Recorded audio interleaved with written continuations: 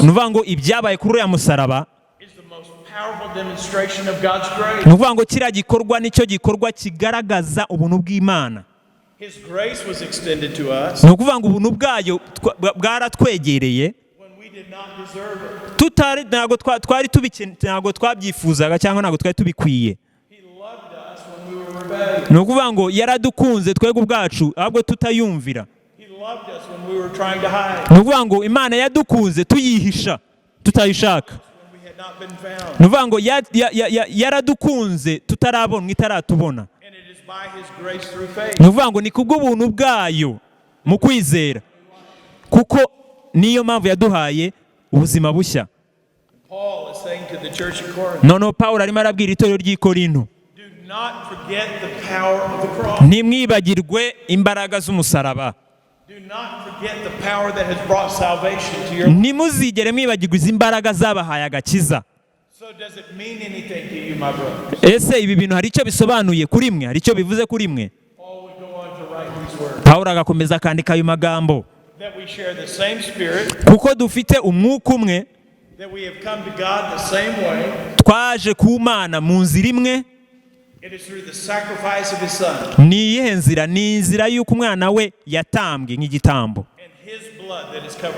ndetse n'amaraso ye yatwikiriye ibyaha byacu. Ntabwo twari tubikwiye, ntitwari tubikwiye, ariko yaduhaye gukiranuka kutari ukwacu.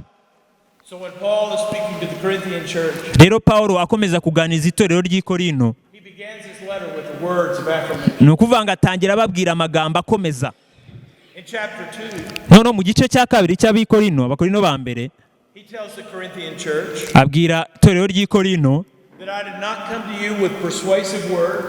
arababwira ngo ntago naje kubabwira binyuze mu magambo y'ubwenge,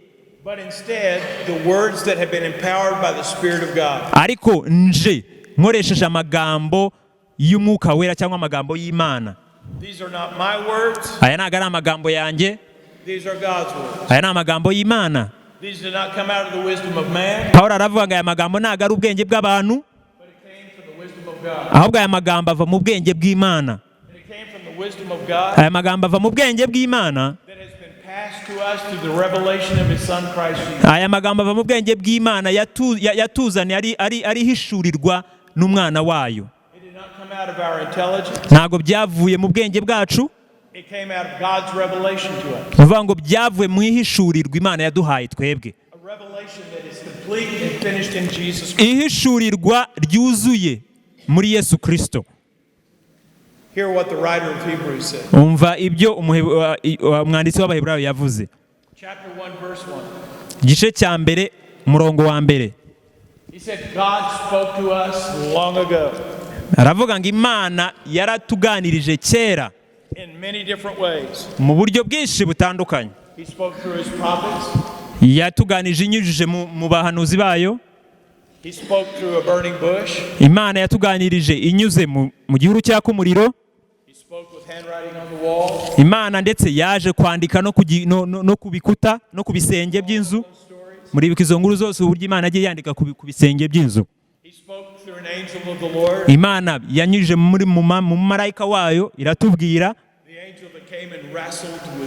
Muribuka mu marayika wakiranye na Yakobo ashaka kumenya izina rye. Yashaka kumenya aho imbaraga yazikuye. Marayika y'imbaraga aho marayika yakuraga imbaraga, Yakobo ashaka kubimenya. Noneho Pawulo Yakobo aza kumenya ko ari mu bwiza bw'Imana cyangwa ari aho Imana iri. Noneho mwibuke ko yaje kuvugana n'umugabo wa kane mu muriro. Muribuka cyagiye Shadraka, Meshaki na Abedinego bashyizwe mu muriro. Noneho ngo barebye bandi barebye babona ngo harimo undi muntu wa kane, babona ngo ameze nk'umwana w'Imana. Ni ukuvuga ngo ni Imana yigaragaje. Ni ukuvuga ngo umwanditsi w'Abaheburayo yaravuze ngo Imana yavuze igihe cya kera ivuga mu buryo bwinshi butandukanye, has finally spoken to us. noneho umwanditsi arongera akavuga ati noneho n'uyu munsi Imana yarongeye iravuga. The one who is in on creation. Uwari uri kumwe natwe. The one who is the exact representation of the nature of God. Uwo nguwo utugaragariza ishusho y'Imana itaboneka. The one who shows us God's character. Uwo nguwo utwereka imikorere y'Imana cyangwa kamere y'Imana.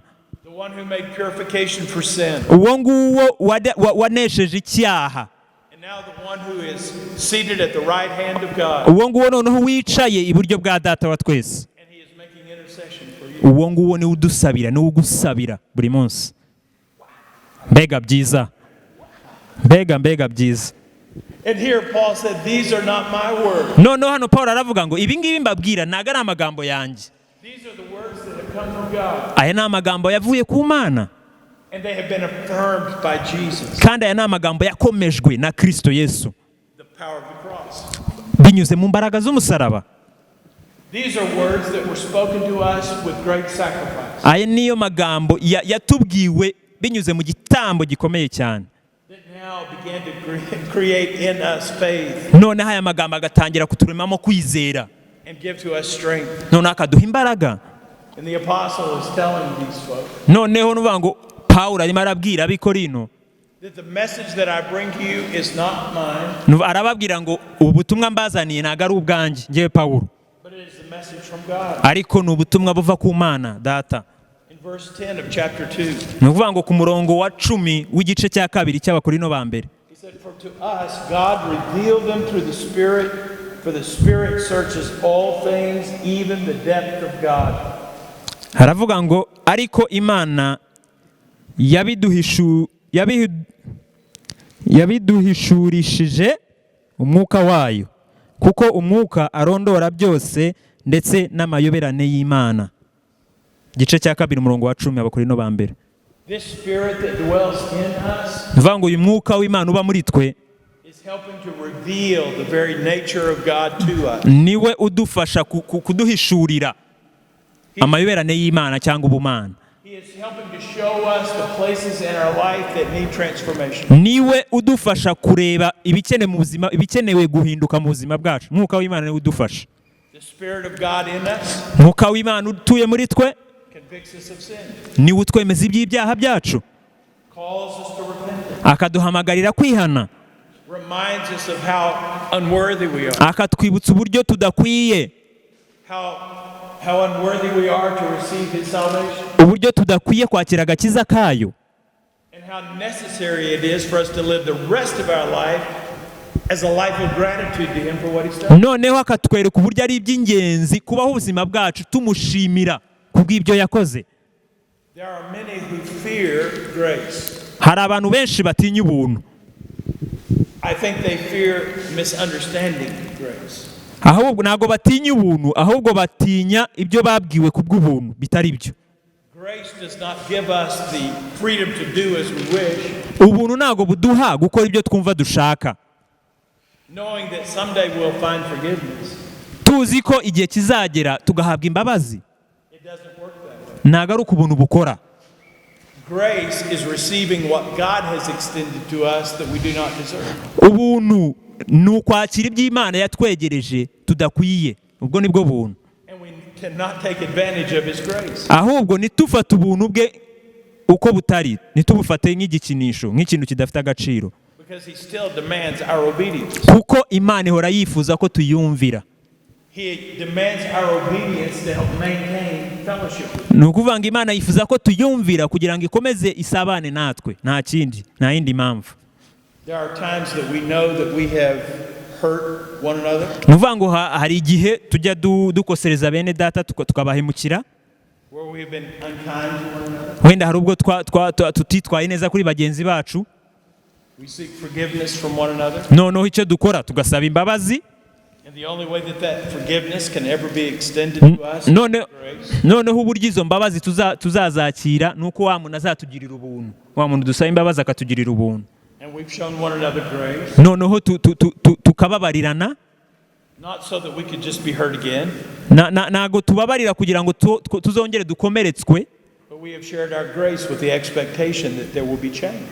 ahubwo tubabarira kugira ngo habe impinduka. Ntabwo tubabarira kugira ngo bazongere badukomeretse, ahubwo tubabarira kugira ngo habe impinduka kuri ba bantu tubabarira. And God is anticipating change. Noneho Imana nayo ibitegereje guhinduka. Imana ikeneye guhinduka. But listen, this is the powerful part. Ariko reka nkubwira aka gace gakomeye cyane cyangwa ahantu hakomeye cyane. He is expecting change in our lives. Imana yiteze guhinduka mu buzima bwacu. But he has given all of the power required for the change to happen. It is not by our power. Ariko mwibuke ko Imana yaduhaye imbaraga zose dukeneye kugira ngo duhinduke, kandi ntabwo ari imbaraga zacu. If we just attempt to put ourselves on a self-improvement plan, nitugerageza gushaka guhinduka twebwe binyuze mu mbaraga zacu dufite iko tubipanga mbese kugira ngo duhinduke, we have not experienced life-changing change. Ntago turabona ubuzima buduha guhinduka, cyangwa ntago turabona imbaraga ziduha guhinduka. We just become better people. Tugenda turushaho kuba abantu beza. But when we rely on the power of God at work in us, ni ukuvuga ngo ariko iyo twishingikirije ku mbaraga z'Imana ngo ziduhindure, atari twe tugerageza guhinduka, ahubwo ari imbaraga z'Imana kugira ngo ziduhindure, we are becoming God's people. Naho icyo gihe tugenda turushaho kuba abana b'Imana, abantu b'Imana. No longer trusting in ourselves, tutishingikirijeho ngo twigirire icyizere cyinshi, trusting in our wisdom, twizera ubwenge bwacu, trusting in our strength, twizera imbaraga dufite ko dushobora guhinduka, trusting we can motivate ourselves to change. Twebwe tukizera ko kabisa twebwe ukavuga uti ngiye nahinduka, nta zindi mbaraga nyine nahinduka. But we are finding that this change comes as a result of the power of God. Ariko twibuke ko umuntu ahinduka ari uko ari imbaraga z'Imana zimurimo.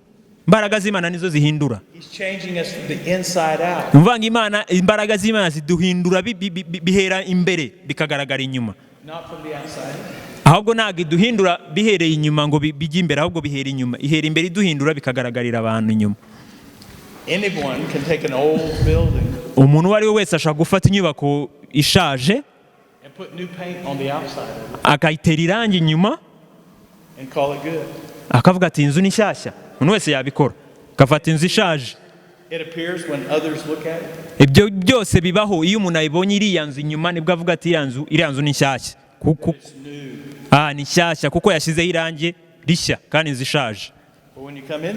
Ariko iyo winjiye muri iriya nzu, ni ya nzu n'ubundi iracyashaje, ni ya nzu. Nuvuga ngo rya rangi riri inyuma y'iriya nzu, ririya rangi rizamara igihe gito, naryo rizagera aho risaza. Ariko nta cyahindutse kuri iriya nzu, ni irangi gusa.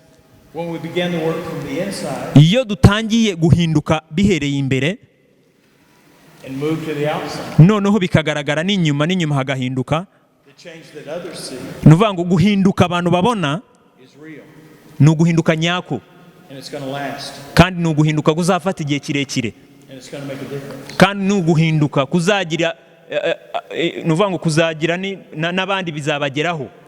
Now when Paul was writing to the Corinthians, no Paulo yandikira ab'Ikorinto, he said God has made all of this power possible. Paulo yarababwiye ngo Imana izi mbaraga zose yaraziduha, imbaraga zidushoboza guhinduka zose zirahari. Through the power of the cross. Binyuze mu musaraba niho imbaraga zituruka. He said but some of you none aravuga ngo ariko bamwe muri mwe are still just working on the outside. Murimo muragerageza guhinduka inyuma gusa hagaragarira abantu. Ariko nimwemera imbaraga z'Imana ngo zikore indani mu mitima yanyu, zihindure umutima.